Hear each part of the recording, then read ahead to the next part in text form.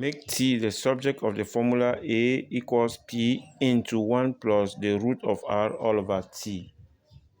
All right? To make t the subject of this formula simply means we want to arrive at a situation where t is alone on one side. That's the meaning. In other words, solve for t, this equation. So how do we do that?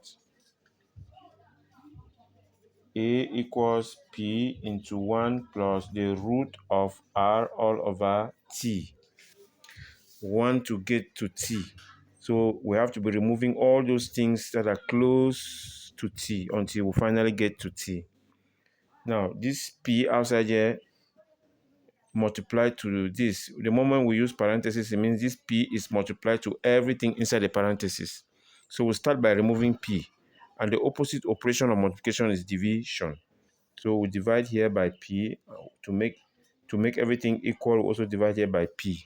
Now the p cancels off. That way we have removed p. So we have a all over p is equal to 1 plus root of r all over t. Next thing to remove is this one, so that we'll get closer to our t. This is positive 1. The opposite operation of plus is subtraction. So we'll subtract 1 from both sides. It will become a all over p minus 1. 1 minus 1 is 0. So we're left with r all over t. All right, t closer, slowly we're getting to t. The next thing to remove is this square root. And each time we do the opposite operation, as you see from above there. So what's the opposite operation of square root? The opposite operation of square root is square. And whatever we do to one side, we do the same thing to the other side. We have squared this right-hand side. We have to come and square this left-hand side. Now, don't make the error to come here and say, we put a square here, and then we'll put a square here separately. That is not correct. Okay? So what we have to do is to put a square on, we'll put everything in parentheses, and then we'll put the square. The square operation is to get everything squared up in here, not separately.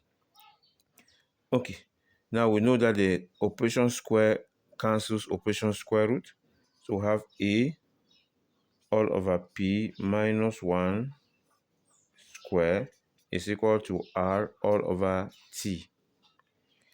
All right, this is a fractional expression.